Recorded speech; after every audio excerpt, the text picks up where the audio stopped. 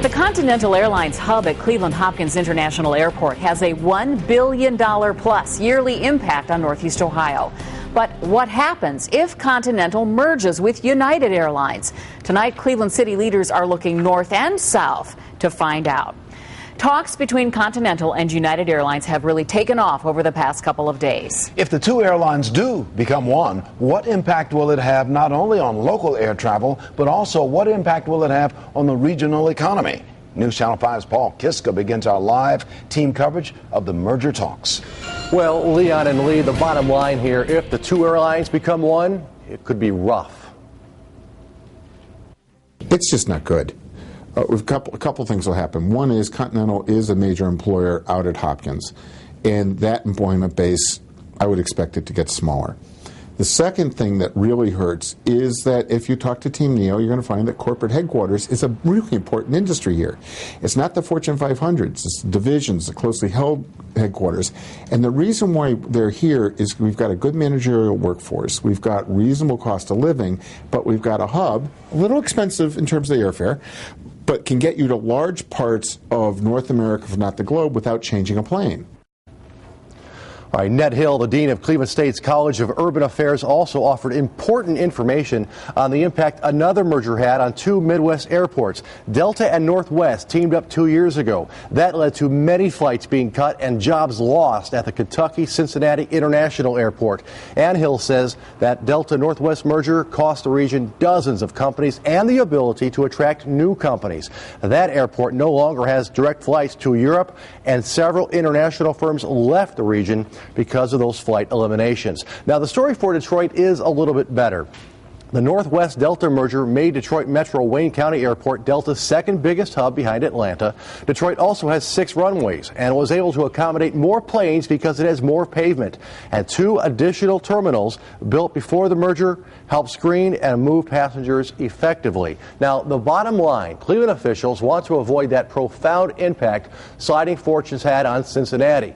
Keep that $1 billion pumping into the local economy here in Northeast Ohio and save several thousand jobs. Paul Kiska, News Channel 5.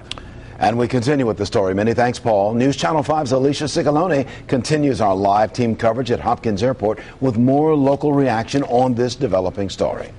Alicia, what are the travelers saying today? Well, Leon, some are saying that Northeast Ohio could face a major loss, not only in visitors, but in businesses wanting to come to Cleveland because Continental does offer a lot of nonstop flights. But at this point, we really do not know what a merger will really mean. One of the great advantages of flying Continental is I can basically go anywhere nonstop in the country. It makes it very easy to travel and to get to see clients. And this could be devastating. That same feeling echoes with James Olshaker. He travels for work with the Cleveland Clinic. He uses Continental as often as he can, and so does the hospital. James feels if Continental leaves Cleveland, they won't be able to do their jobs as efficiently. You know, I think we'd have more connecting flights. It would be much more inconvenient, let alone the fact from a patient standpoint for us. Many of our patients are able to fly directly into Cleveland and then get to the clinic, and that will be an inconvenience. Cleveland Convention and Visitors Bureau President Dennis Roach says based on what he is hearing, the Bureau is staying hopeful even if the merger does happen. There's sufficient demand in Cleveland. That's primarily business demand for viable air service. And that service, Dennis says, is what a lot of people are questioning.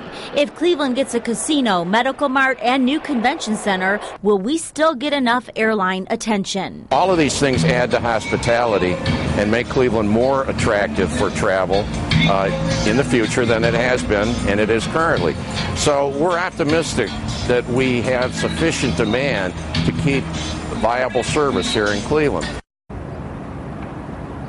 Now, we just received this statement from Governor Strickland's office. It clearly says that he has been in contact with the CEO of Continental on a regular basis and that they will continue to work together as well as a partnership to try and keep Continental here, and no matter what happens with this merger. The other part of this is the governor stressed the importance of Continental being here and the strong partnership, not only for the jobs it would provide as well as the transportation infrastructure, here throughout the location of its international hub here in Cleveland. So this is definitely a developing story, one that we are following by the moment to make sure you know exactly what's going on. On your side, live in Cleveland, Alicia Ciccolone, News Channel 5.